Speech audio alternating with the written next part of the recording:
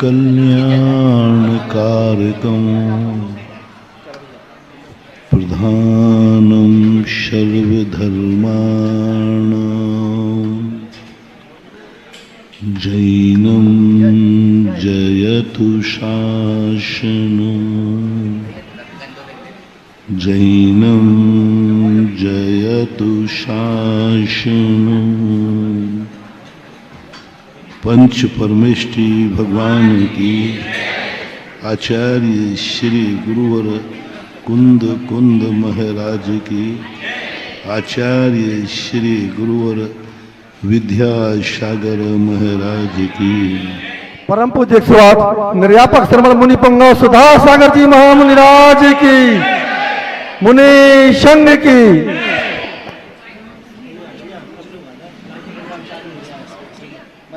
प्रसंग चल रहा है कि व्यक्ति को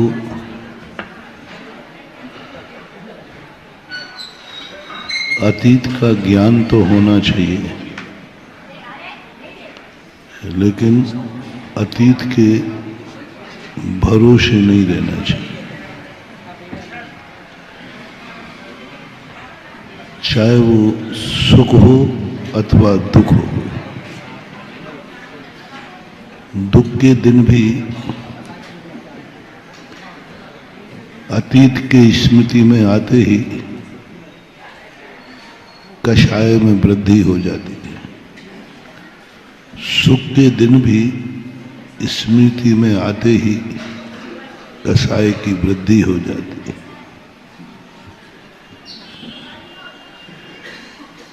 शल्लेखना के समय कहा कि अतीत की स्मृति सुखानुभव है, उसकी भी स्मृति आएगी तो शल्लेखना बिगड़ जाती है। और आत्मा का जो स्वभाव है परनिरपेक्ष है। परनिरपेक्ष के दो अर्थ होते हैं, एक दूसरों के अधीन होना और अपने किए हुए अतीत को सोच करके वर्तमान को दूषित करना। धर्मशास्त्र कहते हैं अपने स्वयं किए हुए कर्म की भी अनुभूति नहीं होना चाहिए। हमने किया है कर्म और वो कर्म उदय में आ रहा है, यदि तुम्हें उसकी अनुभूति हो रही है तो कर्म सिद्धांत में उसे औदैक भाव कहते हैं। औदैक भाव, औदैक भाव का अर्थ होता है हमने जो कुछ भी कल किया था उसका जब हमें फल मिला तो हम उसी फल में हर्ष विषाद करने लगे। हमारा वर्तमान का पुरुषार्थ तो गौण हो गया, अतीत का फल हमारी अनुभूति का विषय बन गया। और उस अनुभूति में जब हम जाते हैं तो हमारा संसार बढ़ता है, घटता नहीं। इसलिए अपन विगत दिनों में समझ रहे हैं बासा खाने वाला व्यक्ति कभी भी अपना कल्याण नहीं कर सकता। चाहे रोटी बासी हो, चाहे पुण्य बासा हो, चाहे पाप बासा हो, चाहे कर्म बासा हो, कोई भी चीज जो कल घटित हो चुकी है वह स्मृति में आवे तो आवे, अनुभव में नहीं आवे। ज्ञान का विषय बने तो बने, अनुभव में नहीं आना चाहिए। ये दो चीजें सबसे ज्यादा खतरनाक होती हैं, अतीत की स्मृति और भविष्य की कल्पना वर्तमान के सुख को खो देते हैं। आज कोई दुखी नहीं है, लेकिन डर लग रहा है कल कोई दुखी हो जाए तो। गाड़ी में तुम बैठे हो, कहीं जा रहे हो, बहुत अच्छी तरह बैठे हो, लेकिन डर किसका लग रहा है? माँ टोक रही है, बेटा ठीक से गाड़ी चलाना। इसका अर्थ है कि उसको क्या संदेह हो गया? अरे गाड़ी तो ठीक ही चल रही है और ठीक से चला रहा है, लेकिन माँ का टोकना बता रहा है कि उसके मन में अनिष्ट की शंका आ गई, कहीं रास्ते में एक्सीडेंट ना हो जाए। ये जो मन में आया, वर्तमान के सुख को खो दिया और भविष्य के अनिष्ट से उसको दुखी, भय आ गया, भय आ गया। और जहां भय आ जाता है वहां सामने कितना भी सुख बिछा हुआ हो, सुख की अनुभूति नहीं, भय की अनुभूति होती है। और ये दोनों चीजें संसारी प्राणी को बहुत दुखी कर रही हैं। जितनी कषायें हैं वर्तमान की कम है, अतीत की ज्यादा है। उसने मेरे से ऐसा कहा था, बस चल रही है कषाय। मैंने उससे ऐसा कहा था, चल रही है कषाय। जैनियों में सबसे ज्यादा मिथ्यात्व जब आता है, कुगुरु से नहीं आता, क्योंकि तुम कुगुरु को मानते ही नहीं हो। कुदेवों से नहीं आता, क्योंकि तुम कुदेवों को, कुशास्त्रों से नहीं आता, तुम कुशास्त्र पढ़ते नहीं। जैनी कुलों में सबसे ज्यादा मिथ्या दृष्टि कोई होते हैं तो वे कसाय के कारण होते हैं, सबसे ज्यादा कसाय के कारण होते हैं। कुगुरु कुदेव कुशास्त्र को नहीं, सच्चे देव शास्त्र गुरु को मान रहे हैं। मर जाए लेकिन खोटे देव शायद गुरु को नमस्कार नहीं करेंगे, लेकिन मर जाएंगे, मार डालो, लेकिन ये गर्दन तो जैनी की झुकेगी नहीं है। जिनेन देव के संबंध में बिल्कुल किसी को नहीं। और कई तो ऐसे लोग होते हैं इतने शुद्ध, जिनेन देव को भी ध्यान रखना, यदि थोड़ा सा भी चंदन लग गया तो नहीं चलेगा। गुरु में भी थोड़ा सा कोई बात है तो नहीं चलेगा। 16 बन्नी का गुरु चाहिए, 16 बन्नी का देव चाहिए और 16 बन्नी का, थोड़ा बहुत भी इधर उधर की बातें करे तो कहते नहीं, ये शास्त्र नहीं हो सकता। लेकिन सबसे बड़ा तुम्हारा मिथ्यात्व का कारण, कितने जैनी मिथ्या दृष्टि हैं, सच्चे देव साध गुरु को मानते हुए भी, अभिषेक पूजन करते हुए भी, और तो और वृत्ति होकर के, वृत्ति है लेकिन मिथ्या दृष्टि है। देव दर्शन का नियम है लेकिन मिथ्या दृष्टि है। प्रतिदिन स्वाध्याय करते हैं लेकिन मिथ्या दृष्टि है। रात में खाते नहीं है, मिथ्या दृष्टि है। अभक्ष खाते नहीं है, मिथ्या दृष्टि है। पानी छना पीते हैं फिर भी मिथ्या दृष्टि है। क्यों? पानी तो छान के पीते हैं, लेकिन कसाय बिना छनी पी जाते हैं। कसाएं इतनी भर जाती हैं कि पड़ोसी से सोचो, पड़ोसी को तो छोड़ो, भाई से भी ऐसी कसाय हो जाए कि सालों सालों तक बोले ही नहीं। ये माताएं महिलाएं बहुत 16 का खाती है, लेकिन सास बहू में झगड़ा हो जाए तो कसाय 17 की चलती है। ये सबसे बड़ा जैन दर्शन का मूल सूत्र है कि यदि हमारे अंदर कसाई की स्मृति हमने नहीं जीती तो कुछ नहीं कर लेंगे ये देव शायद गुरु, ये तो निमित्त मात्र है। इनके लिए जाने के लिए हमारे लिए स्वयं वर्तमान के संबंध में सोचना पड़ेगा। हमें अतीत का कुछ नहीं चाहिए। हम बासा नहीं खाएंगे, हम बासा नहीं खाएंगे, हम ताजा बना के खाएंगे।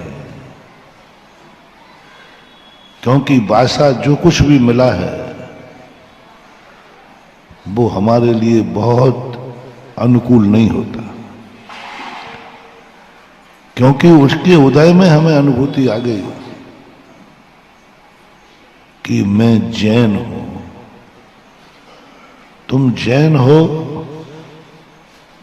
ये तुम्हारे हाथ का नहीं है, तुम बासा खा रहे हो, क्योंकि जैन तो तुम्हारे कर्म ने बनाया है। पूर्व भाव में तुमने पुण्य किया था, इसलिए जैन हो। पूर्व भाव में पुण्य किया था, तुम जैन हो। वो तुम्हें बल्दियत से मिली है, तुम्हारी नहीं है। तुम जैन हो ये तुम्हारे बाप से मिला है, और अंदर से पूछे तो तुम्हारे कर्म ने तुम्हें जैन बनाया है। और आप अपने आप को जैन मानते हो, कुछ कल्याण होने वाला नहीं है। मेरा कुल जैन है, मेरी जाति जैन है, मैं जैन हूं, तो इसमें क्या अहंकार कर रहे हो? तुम जैनी हो कि नहीं? जैनी अतीत का कर्म जैनी नहीं बनाता, जैनी हम बनते हैं। जैन जाति है, जैनी जाति नहीं होती। जैनी वो स्वयं अकेला होता है, अकेला होता है। और जैन एक जाति है जो सब में फैली हुई। जिसे अपना प्रसंग चल रहा है अभी, सागर कहां है? सागर है कि नहीं है, लेकिन कहां है? क्योंकि वह संपत्ति सब में फैली हुई है, एक की बपोती नहीं है सागर, जो हम बता दें। सागर एक की बपोती नहीं है जो हम बता दें। सागर प्रत्येक कण कण का है, बच्चे का भी है।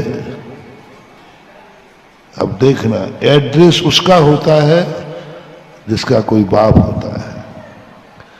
बल्दियत के बिना कोई एड्रेस नहीं होता। मोराजी का एड्रेस है, क्योंकि ये सबका नहीं है। सबका है, लेकिन कुछ लोग ही अपना मानते हैं। पूरा सागर मोराजी को अपना नहीं मानता, वो ही मानते हैं ज्यादा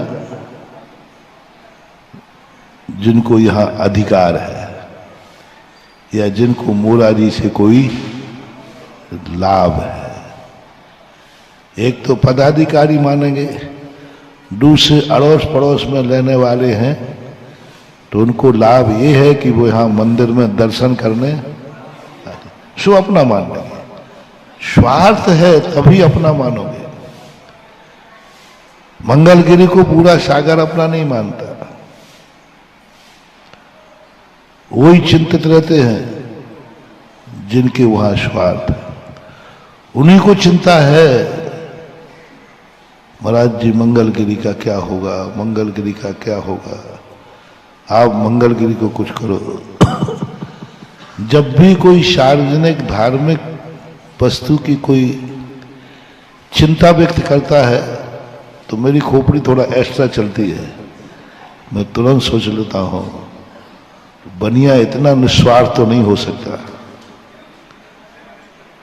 बनिया इतना निस्वार्थ हो, उसको कोई स्वार्थ जरूर है। तभी वो मंदिर की चिंता कर रहा है, तभी वो भाग्योदय की चिंता कर रहा है, तभी वो मोराजी की चिंता कर रहा है, तभी वो कटरा की चिंता कर रहा है। और कटरा में भी कारे जी मंदिर और गौरा भाई मंदिर, इसकी चिंता है। फिर एक और मंदिर है बाजू में, चंद्रपुर भगवान। अब चंद्रपुर वाला आएगा, महाराज जी चंद्रपुर मंदिर चलो ना, उसको एक बार आप शांत ठहरा कर लो तो हम समझ जाते हैं कि इसका भगवान से कोई लेना देना नहीं, क्योंकि इसका संबंध,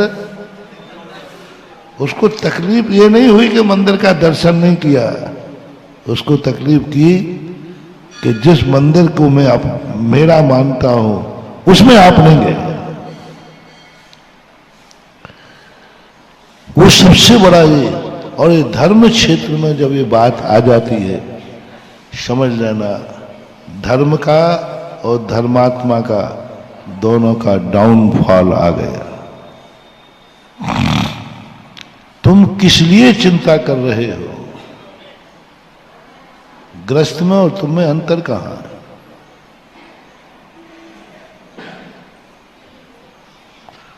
कहां अंतर है? वो भी तो घर की चिंता कर रहा है, क्योंकि घर उसका है, उसका स्वार्थ है।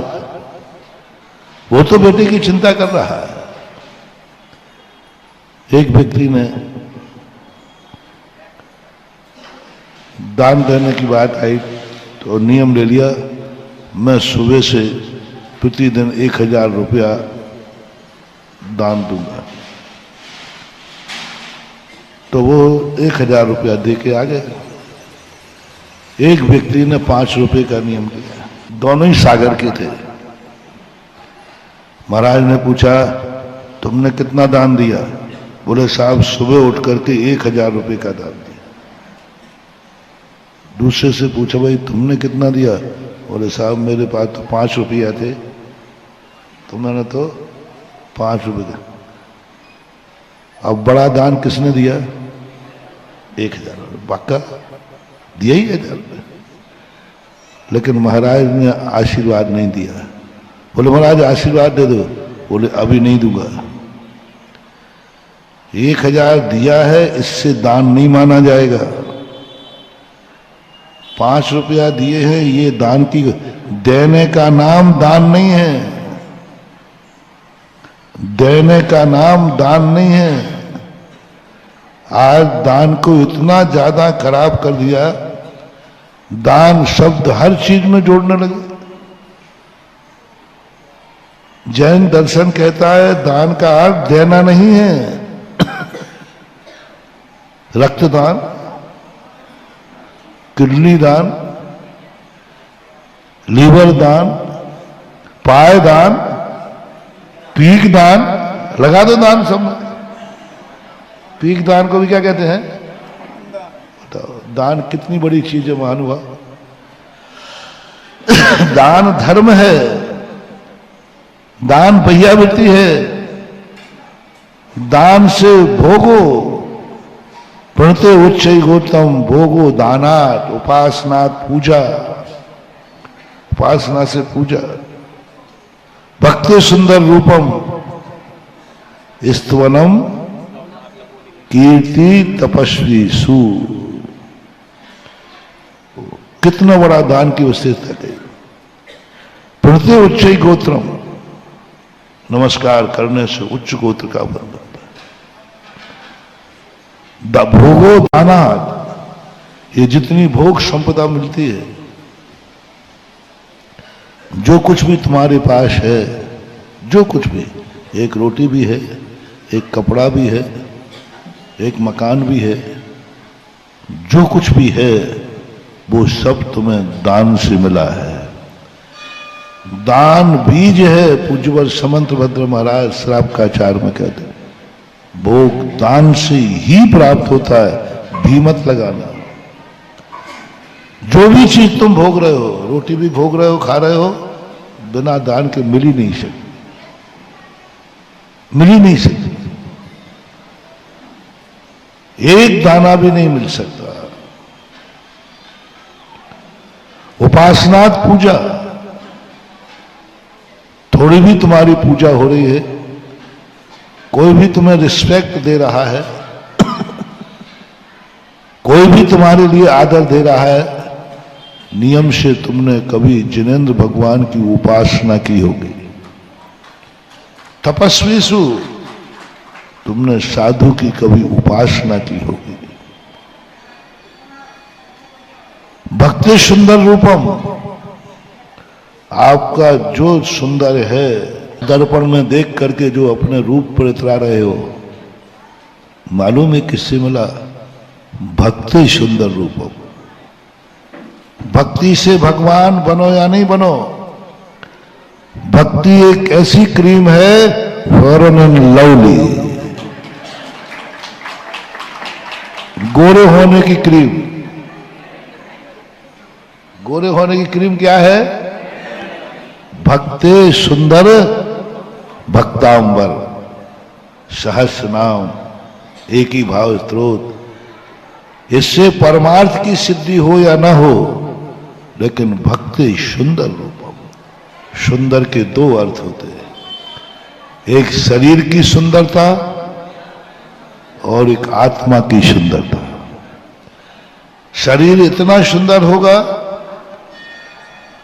भक्ति से, और भक्ति से आत्मा इतनी सुंदर होगी कि तुम्हें हर व्यक्ति पसंद करेगा। तुमसे बोलना, तुम्हारी संगति, तुम्हारे साथ बैठना उठना, सब कुछ पसंद आएगा। और शारीरिक सौंदर्य है तो हर व्यक्ति तुम्हारे लिए रूप को देखता है। दोनों सुंदर मिलते हैं। कई बार आपने देखा कोई व्यक्ति किसी से बोलता नहीं, और किसी के पीछे, वो किसी से नहीं बोलता फिर भी लोग पीछे पड़ते हैं। जैसे हमारे पूज्य गुरुदेव आचार्य विद्यासागर महाराज, उनका अंतरंग बाहरिक सौंदर्य तो भी थे ही, अंतरंग सौंदर्य इतना था कि लोग उनके पीछे दीवाने थे, दौड़ते थे। कहां से आया ये गुण उनके पास? भक्ति सुंदर रूप, ऐसी भक्ति करते थे। 3-3 बार स्वयंभू स्तोत्र पढ़ते थे, सुबह शाम। एक बार पढ़ने में लोगों को पसीना आ जाता, पढ़ते ही नहीं, वो 3-3 बार पढ़ते थे। नंदीश्वर भक्ति 3 बार पढ़ते थे, चैत्र भक्ति पढ़ते थे, इतनी भक्ति करते थे। तुम्हारा तो 2 मिनट मन नहीं लगता। और उनकी भक्ति इतनी ज्यादा थी भगवान के प्रति, इस कारण से उनको दोनों सौंदर्य मिले। बाहर का भी रूप अच्छा मिला और अंदर के भी रूप अच्छा मिला। दोनों से दुनिया आकर्षित होती है। गुण अच्छे हों तो दुनिया उनके पीछे दौड़ती है। तो ये भक्ति से मिलता है। स्तवनात् कीर्ति, भगवान की स्तुति करने से कीर्ति मिलती है, यश मिलता है। स्तवन किसे कहते हैं? गुणोस्तोकम शदुल्लंग तद बहुत कथा स्तुति।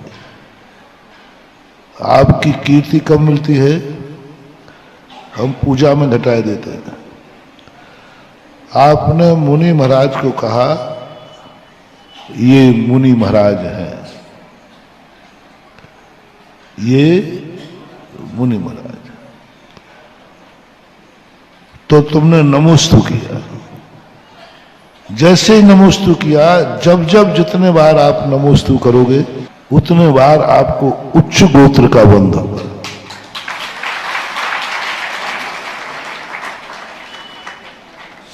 गोत्र वहां उपलक्षण है। उच्च मन मिलेगा, उच्च आंखें मिलेंगी, उच्च कान मिलेंगे, सब कुछ उच्च मिलेगा नमोस्तु करते समय। जिस समय तुम नमोस्तु कर रहे हो देव शास्त्र गुरु को, उस समय तुम्हें मरण को प्राप्त हो गए तो जिस गति में जाओगे उस गति में जो सर्वोच्च कुल होगा उसमें जाओगे, सर्वोच्च पद होगा वो मिलेगा, सर्वोच्च विधियां मिलेंगी, सर्वोच्च उस जैसा मकान कोई दूसरा नहीं होगा, उस जैसा परिवार दूसरा नहीं होगा, सर्वोच्च मिलेगा। क्योंकि तुम कम मरण को प्राप्त हुए जब नमस्कार कर रहे थे। आयु बंद नहीं हुआ तो सर्वोच्च में जाओगे। जिस दशा में तुम मरे हो श्रावक के नमोस्तु कदम, तो 16वें स्वर्ग में सर्वोच्च पद मिलेगा, क्योंकि तुम्हारा मरण नमोस्तु करते हुए हुआ है, नमस्कार करते हुए हुआ है। और यदि अंतरंग से नमस्कार कर रहे हो और मान लीजिए आयु बंद हो गया है तो मनुष्य में बनोगे तो चक्रवर्ती के पैदा होगे, त्रियंशों में बनोगे तो बहुत बड़ा जो सर्वोच्च सिंह या हाथी बनोगे। नरक में जाने का सवाल ही नहीं। कैसे मिलते हैं सब कुछ? दो व्यक्ति, एक जाके फुटपाथ पे जन्म रहा है और एक महलों में जन्म रहा है। कहां से कौन जन्माता है? प्रणते उच्चै गोत्रम। एक बार एक व्यक्ति ने कहा, बोले महाराज जी आप ही बताएं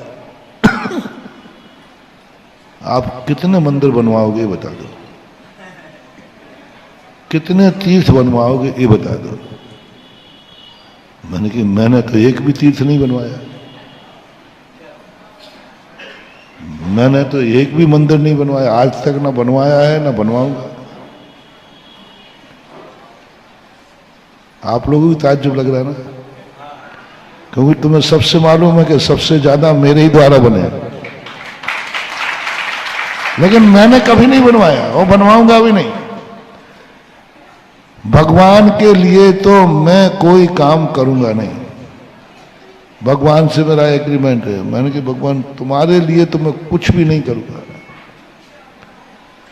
ना तो एक पुजारी तैयार करूंगा आपके लिए, ना आपके लिए अभिषेक कराऊंगा, ना आपके लिए मंदिर बनवाऊंगा, ना आपके लिए एक अर्घ चढ़वाऊंगा, ना आपकी जय बुलवाऊंगा।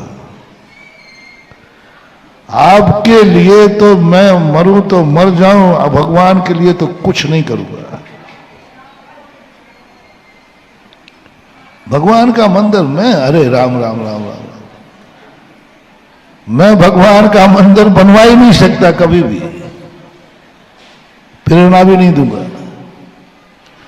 और कभी दूं तो ऐसे ही झूठा मानना, ऐसे ही झूठा मानना जैसे आप लोग, हम रास्ते में बिहार करते तो आप लोग कहते महाराज जी ये मकान आपका ही है, कहते हो कि नहीं? यदि कोई सेल टैक्स इनकम टैक्स वाला मेरे पीछे पड़ जाए और वो कहे ये मकान भी आपको, कि महाराज का एक मकान, आगे जाके दुकान, महाराज ये दुकान आपकी है, वो लिखता जा रहा है और पूरे बाजार में सब भक्तों ने, सबने यही कहा महाराज ये मकान, ये दुकान। और कई बार तो कहते महाराज आशीर्वाद दे दे, बच्चे भी कहते। देखो मैंने कानों से सुना है तो कह रहा हूं, कहते हो कि नहीं? कहते हो, कहते हो, कोई बुरा नहीं मानता, मैं भी नहीं मानता। लेकिन यदि वो कहे बाद में आके बाबा जी ये बताओ आपकी कितनी संपत्ति है, तो मैंने कहा मेरे पास कुछ नहीं है। बोले महाराज झूठ मत दो, तो वीडियो है आपका ये भक्त है कि नहीं? ये संतोष पटना वाला आपका भक्त है कि नहीं? मैंने कि है, भक्त तो है। तो भक्त झूठ बोलेगा क्या? देखो ये बोल रहा है, जब तुम इसके मकान के सामने निकले थे तो इसने कहा था मकान महाराज ये मकान आपका ही है। बोलो शब्द में ये शब्द आएगा कि नहीं आएगा? लेकिन सत्य क्या है? तो फिर आज से कहना बंद करो ये नहीं, कर मत देना। ऐसा बोलना सभ्यता है, सत्य नहीं है। और कोई महाराज का दिमाग सनक जाए, जैसे तुमने कहा कि ये दुकान महाराज आपकी है और वो घुस के कहे अब तो मैं यहां से उठूंगा ही नहीं, फिर हम लोग तुम्हारी मायाचारी को समझते हैं, इसलिए जिस दिन सही समझ लूंगा उस दिन तुम बाहर और तुम बाहर भय से तुम बर्बाद और हम अंदर भय से बर्बाद। यदि हम दुकान के अंदर हो गए तो हमारी बर्बादी, और तुम दुकान के तो मत बोलो रे ऐसा क्यों बोलते हो झूठ? नहीं, यही तो सभ्यता है। सभ्यता सत्य की मोहताज नहीं होती है, सभ्यता सभ्यता होती है। अपने द्वारा किया हुआ कार्य बड़ों का किया हुआ है ऐसा बोलना हमारी सभ्यता है। यही पुण्यबंध का कारण है। जैसे ही आपने कहा कि महाराज ये मकान आपका ही है, बस उसी समय आपको ऐसा पुण्यबंध हो गया, ऐसा पुण्यबंध हो गया कि आप कभी बिना मकान के रहोगे ही नहीं। महाराज ये दुकान सब आपकी है, अब तू बिना दुकान के रह ही नहीं सकता, क्योंकि तेरी दुकान होकर के किसके नाम बोल रहा है? भगवान के नाम है। भगवान, मैं सोचता था कि ये सब झूठ बोलते पहले, जब मैं थोड़ा समझदार कम था। है भगवान सब आपकी माया है। अरे काहे की माया? भगवान मायाचारी थोड़ी है। लेकिन सब बोलते, सब प्रभु की कृपा है, सब भगवान की माया है, सब गुरु का आशीर्वाद है, ऐसा सब बोलने की आदत है। जब मैंने शास्त्रों में पढ़ा, मैंने कि अरे ये झूठी इनकी जिंदगी की पोवारा है। सभ्यता में सबसे ज्यादा पुण्य का बंध होता है। पुण्य का बंध सत्य बोलने में नहीं होता है, पुण्य का बंध सभ्यता में होता है जिसमें सत्य नहीं है। सभ्यता सत्य नहीं होती है, जैसे अभी मैंने बता दिया। लेकिन बुरे कार्यों में मत बोल देना महाराज सब आपकी कृपा है। शराब पी रहा था, बोले कैसे पी रहा? अरे सब महाराज का आशीर्वाद है। हाँ, नहीं तो उसमें दो बालक थे। एक बालक ने अपने पिताजी से कहा, लोगों ने पूछा भाई इतने अच्छे नंबर तुम क्यों लाए? बोले सब पिताजी की कृपा है, गुरु की कृपा है। पिताजी से पूछा तो पिताजी कहते हैं मुझे तो यही पता नहीं वो कौन सी क्लास में पढ़ रहा है। और बेटा क्या कह रहा है? पिता की कृपा। अंतर समझना। पिता को किताब का नाम याद नहीं, क्लास का नाम याद नहीं, कुछ भी नहीं, और बेटे ने पेपर वाले को इंटरव्यू दिया, सब पिताजी की। ऐसे ही गुरु जी की कृपा है।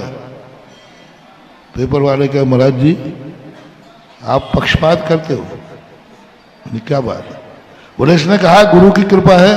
मैंने कि भैया मैं तो उसको जानता भी नहीं, मुझे तो उसका नाम भी, और वो सब में क्या डिंडोरा पीट रहा है ये सब, और गुरु नाम भी नहीं जान रहे कि ये भक्त कौन सा है, लेकिन वो डिंडोरा पीट रहा है। सब गुरु की कृपा है, सब पिता की कृपा है। लोगों ने बड़ी प्रशंसा की। देखो क्या सपूत है।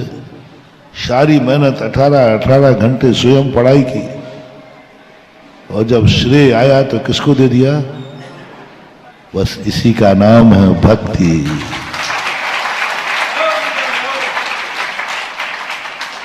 भक्ति सत्य नहीं होती, ध्यान रखना।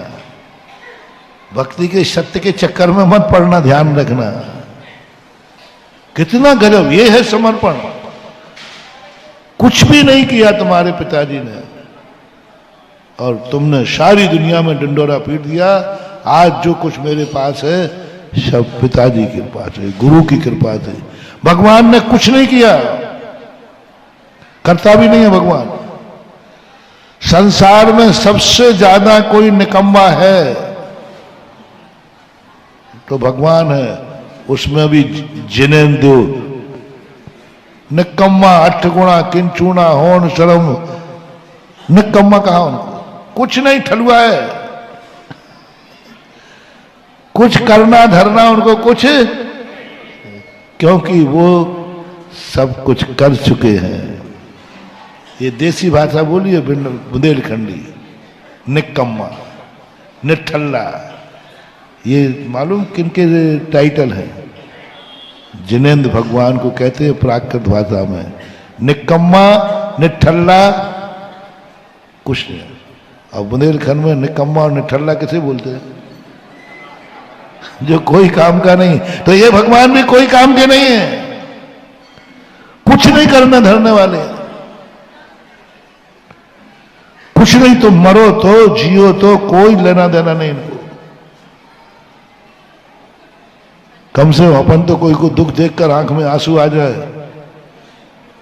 कुछ नहीं बंधु, कुछ नहीं। कितने चिल्लाओ, कितने रो, कुछ असर नहीं पड़ने वाला, क्योंकि वो निष्कर्मा है। महाराज जी, जब बहुत बड़ा मोटिवेशन दे रहा हूं महानुभाव, किस व्यक्ति के पास भेज रहा हूं, किस व्यक्ति को नमोस्तु करा रहा हूं? जो निठल्ला है, कुछ भी काम का नहीं है। मन से नहीं, वचन से नहीं, काया से नहीं, कराएगा नहीं, करवाएगा नहीं, कुछ नहीं करने वाला है। किसी का दुख मिटने वाला नहीं है। और खास तौर से जैनियों का भगवान जिनेंद्र। दूसरे का भगवान तो कम से कम आशीर्वाद तो देता है, ये तो वो भी नहीं, यूं बैठा है बस, हाथ पे हाथ रखे। हाथ पे हाथ रखे कोई बैठ जाए भैया, वो कुछ नहीं करना, वो तो हाथ पे हाथ रखे। और ये लक्षण किस पे जा रहा है? कुछ नहीं, हाथ पे आशीर्वाद देते तक नहीं बन रहा है। अरे भाई कुछ नहीं करो, नमोस्तु किया है तो कम से कम एक आध मूर्ति तो बनाओ आशीर्वाद वाली। सदोष मूर्ति, पूजनीय मूर्ति आशीर्वाद मुद्रा की बन ही नहीं सकती। किसी की भी हो, स्टेचू बना लो। यदि पूजनीय मूर्ति बनी है तो पूजनीय मूर्ति चाहे गुरु की बनाओ, चाहे भगवान की बनाओ, उस मुद्रा में बनाओ जो निठल्ले की मुद्रा होती है। ये शास्त्र में आया। आशीर्वाद वाली मुद्रा गुरु की बनाओ, वो स्टेचू बन सकता है। स्टेचू जान, स्टेचू में और मूर्ति में बहुत अंतर है। पूजा जब भी होगी, हमारे पूज्य आचार्य महाराज ने एक बार, हमने ज्ञान सागर महाराज की आचार्य से पूछा, आचार्य को दिखाया, बोले नहीं बना सकते, पूजनी नहीं बना सकते। समाधि स्थल नसीराबाद में है, वहां मैंने सोचा आचार्य का गुरु मंदिर बनाया जाए, पूजनी मूर्ति रखी जाए। तो आचार्य ने कहा आगम का ज्ञान नहीं है क्या? मूर्ति कभी भी हुबहू नहीं बनाई जाती। कान खोल के सुनना, हुबहू जैसे वो थे वैसी मूर्ति। सारे दुनिया सुने, बहुत बड़ी बात प्रवचन में बोलते बोलते आगे, सहज में आगे। हुबहू कभी भी मूर्ति नहीं बनाई जाती जैन आगम के अनुसार। वो ना हुबहू जैसे आदिनाथ थे वैसी ही मूर्ति नहीं। जैसे महावीर स्वामी थे हुबहू वैसी मूर्ति नहीं। जैसे गुरु होते हैं हुबहू चेहरा हुबहू हाथ पैर, हुबहू उनके शरीर की आकृति नहीं बनाई जाती। बहुत बड़ा दोष है मूर्ति को हुआ, क्योंकि हुबहू मूर्ति, बहुत अच्छा प्रसंग आया है, सब भारत के लोग सुने, क्योंकि सब लोग व्यामोही हैं। कोई किसी की मूर्ति बनवा रहा है, कोई, तो उस संबंध में सुने। अभी हमारे पास भी कॉपी रखी जैन आचार्यों की, एक आध दिन बता दूंगा कि मूर्ति भगवान की हो, चाहे गुरु की हो, किसी की भी मूर्ति हो, मूर्ति का आकार फिक्स है, हुबहू नहीं। अपने 10 महाराज हैं, 10 के चेहरे अलग अलग होंगे कि नहीं? आकृति, पेट, पीठ सब अलग अलग। ये महान दोष है, बहुत बड़ा दोष है। यदि कागज मिल गया तो मैं शाम को दिखा दूंगा, ऊपर टेबल पर आकर कोई ला नहीं पाएगा, नहीं तो बता देगा। इतना बड़ा दोष है, बनाने वाला बर्बाद, बनवाने वाला बर्बाद, पूजा करने वाला बर्बाद, ये तीनों बर्बाद होंगे। वंश के वंश खत्म हो जाएंगे, शिल्पी के, बनवाने वाले के और पूजा करने वाले के, और हम भी लपेटे में आ जाएं प्रेरणा देने वाले के, आशीर्वाद देने वाले का, सूर्य मन देने वाला, हम साधु भी, हमारा भी बर्बादी हो जाएगी, जीवन खत्म हो जाएगा, अकाल मौत हो जाएगी, समाधि में बिगड़ जाएगी। मूर्ति मात्र सदोष मूर्ति बैठाने पर, मूर्ति बैठा लो महानुभाव, मत बैठा लो मूर्तियां, लेकिन निर्दोष बैठा लो, सस्ती मत बैठा लो। 10 मूर्ति की अपेक्षा 1 मूर्ति बैठा लो। बड़ी मूर्ति की शक्ति नहीं है तो छोटी बैठा लो, लेकिन निर्दोष बैठा लो। क्योंकि मैं पहले ही कह रहा हूं, ये मूर्ति भगवान के लिए नहीं है। भगवान के लिए हमने मूर्ति नहीं बनवाई। भगवान बहुत अच्छे थे, भगवान गुणानुवादी थे, भगवान ने केवल ज्ञान किया तो किया होगा, मैं क्या करूं? किया होगा, भगवान केवल ज्ञानी होंगे, भगवान ने कर्मों का क्षय किया है, भगवान सिद्धालय में बैठे तो बैठे होंगे, मैं क्या करूं? बनाना नहीं तो खुद की मूर्ति बना के चले जाते। अरे होते ही तो अपनी मूर्ति बनवाना थी, खुद बनवाते पहले। क्या पता लोगों ने बनाई कि नहीं बनाई, अपन खुद बना के चले जाओ। आजकल लोग करते हैं, मरने के पहले ही 13वां कर लेते, क्या पता मरने के बाद किया कि नहीं किया। तो भगवान कर जाते, हम क्यों बनाए उनकी मूर्ति? समझना, थोड़ा प्रवचन को घुमा रहा हूं, नहीं तो तुम सीधी सीधी ले लोगे।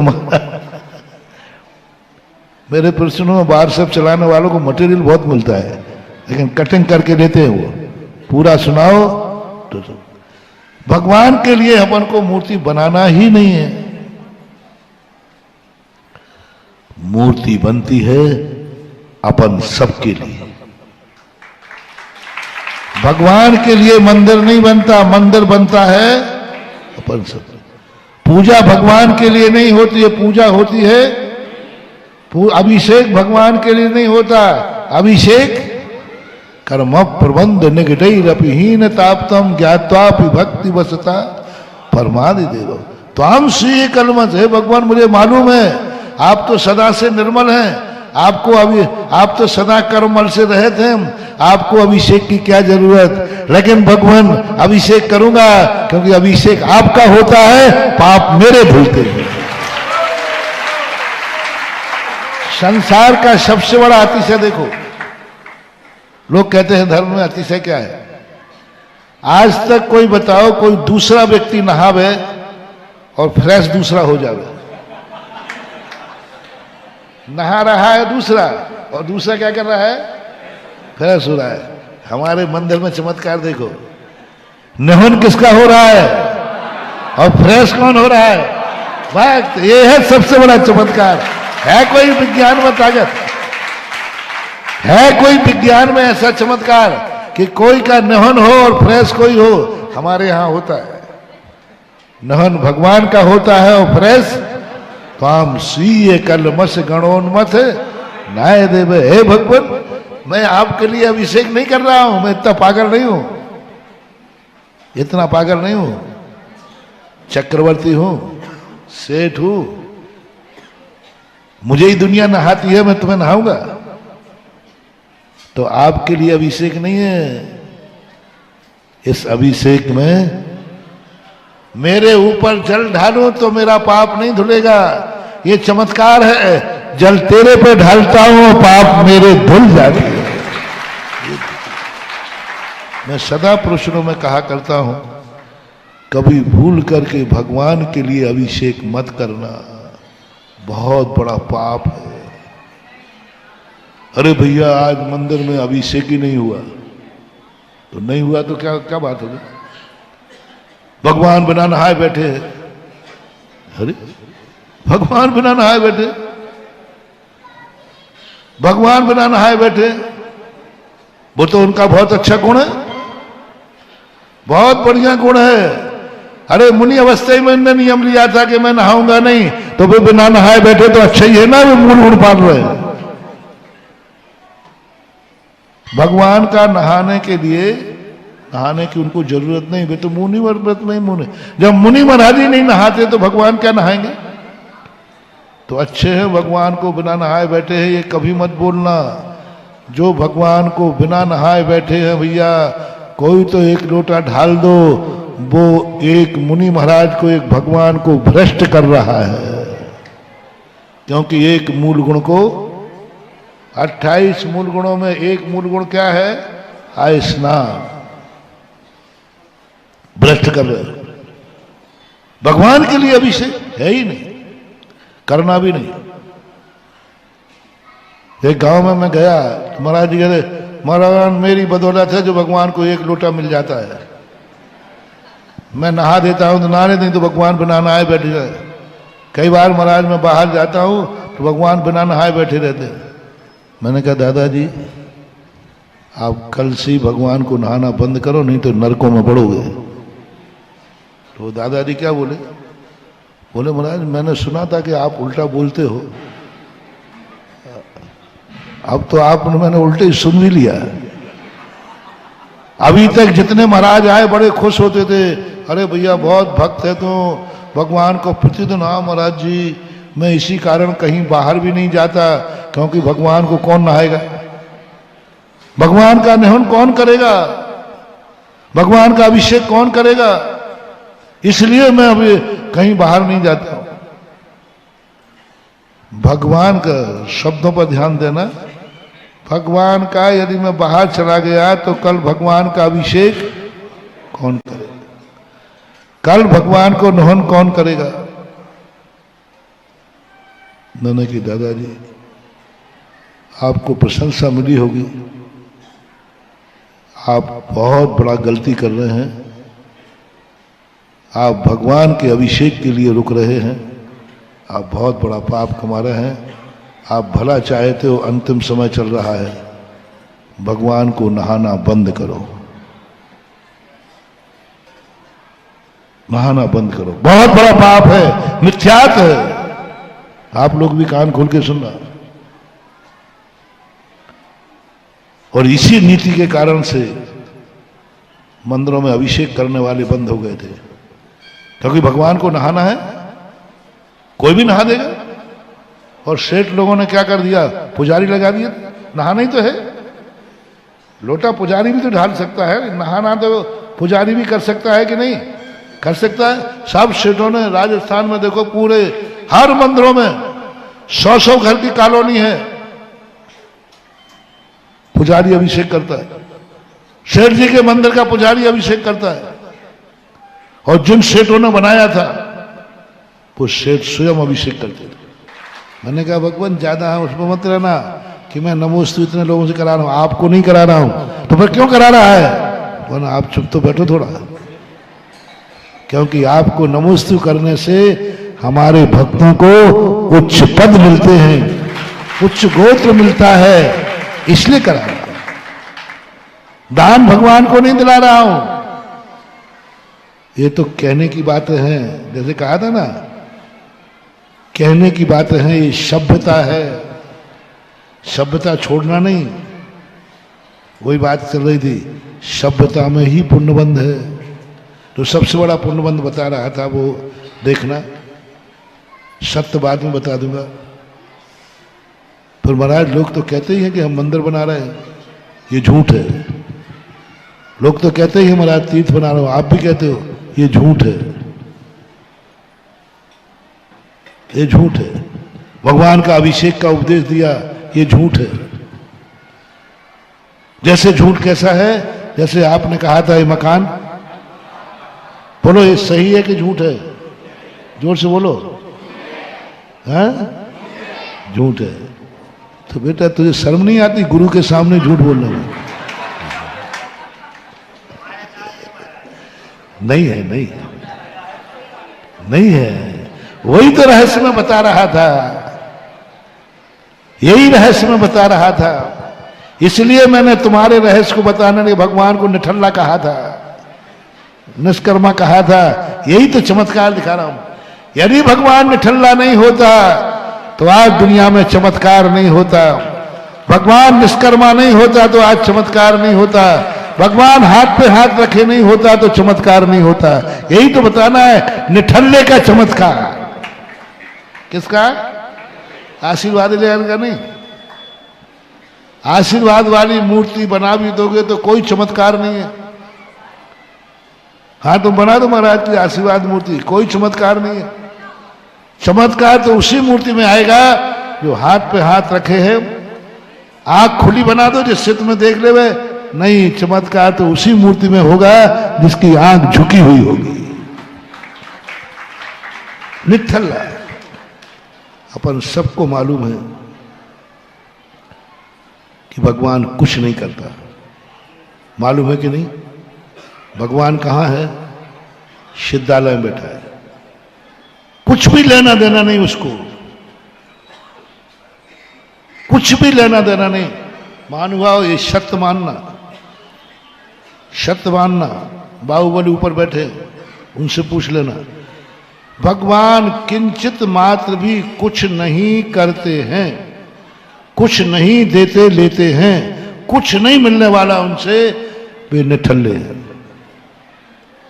तो फिर महाराज काय को जावे? फिर क्यों मंदिर जावे?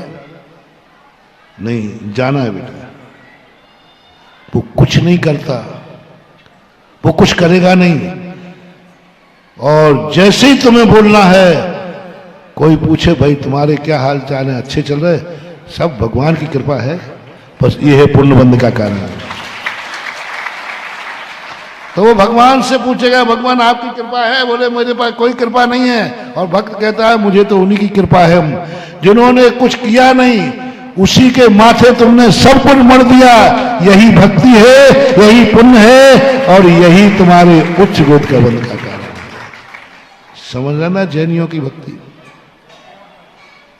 जैनी सब जानता है भगवान कुछ नहीं करते, फिर भी जैनी से कभी पूछो क्यों भैया क्या हाल चाल है? सब बढ़िया है। कैसे चल रहा? बढ़िया है, सब भगवान की।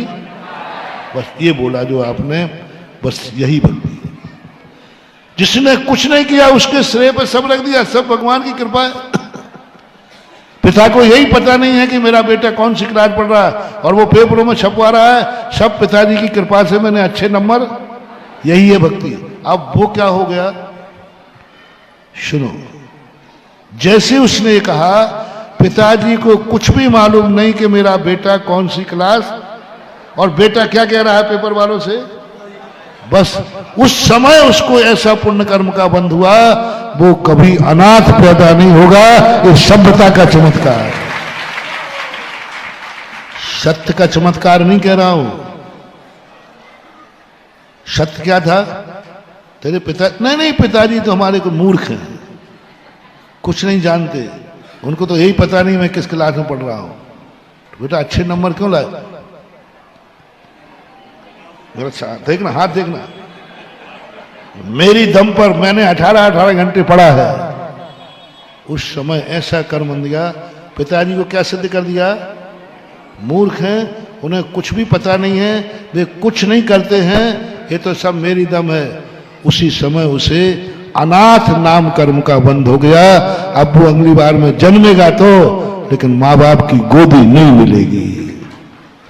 बोलो भैया, कौन सा गलत बोला, सही बोला है कि नहीं? बोलो, वो गलत बोला कि सही बोला?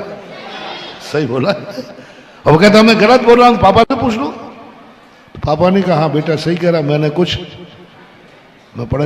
अब दो सत्य हो गए, बेटे ने भी बोला, पापा ने भी कहा हाँ सही बोल रहा है, मैंने कुछ किया ही नहीं है, और तुझे अनाथ कर्म बंद हो गया सत्य बोलने पर। अपने भगवान दे, भगवान कोई करता धरता नहीं है, हम जो जिंदगी में सुखी हो अपने बल पर है, भगवान के गुरु के नहीं नहीं भाई क्या भाई, उनको तो कोई खबर ही नहीं है, निठल्ले हैं निठल्ले। और भगवान से पूछा क्यों भगवान आप भक्तों का कुछ नहीं कहते? हाँ भैया सही में नहीं कहते, वो सही बोल रहा है। दो सत्य होकर तुम्हारा विनाश हो जाएगा,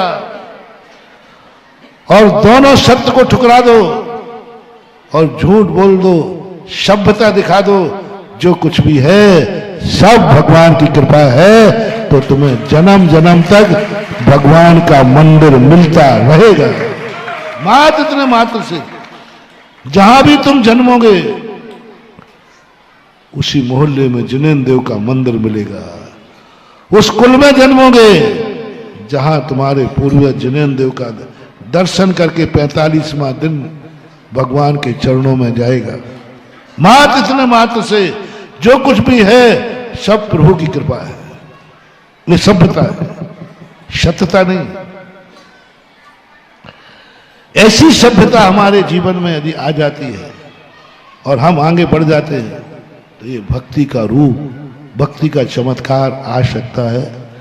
और अपना अभी जो मूल विषय चल रहा है कि हमारी जिंदगी में हम क्या कर सकते हैं, और हमारी जिंदगी में वो औदयिक भाव जो सबसे पहले आ रहा है, पुण्य का उदय, कर्म के उदय की फीलिंग हमें हो रही है, हमें अनुभव में वो आ रहा है, हमें वर्तमान का अनुभव हमारे बाहर जा रहा है।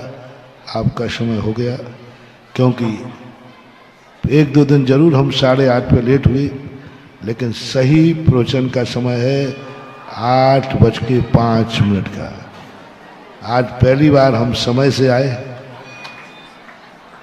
सही समय से आए, लेकिन भारत में पहले समय पे आना बहुत खतरा है। सही समय पे आना बहुत, एक बार एक गाड़ी सही समय पे आई तो लोगों ने बड़ी पूजा की कि आज कमेटी वाले सब लोग सब सही समय पे आ गए, ये भी हमें लेने सही समय पे पहुंच गए, और मैं भी सही समय पर पाठे से उठ रहा था। तो ऐसे एक दिन गाड़ी बिल्कुल सही समय पे आई तो गांव वाले बोले जिंदगी में पहली बार गाड़ी सही समय पे आई। लोगों ने अगरबत्ती लगाई, फूला की, ड्राइवर को कहा अरे भाई पहली बार जिंदगी में तुम सही समय पर लाए। बोले मूर्खो, कल की गाड़ी आज आई है। बोलो महावीर भगवान है कि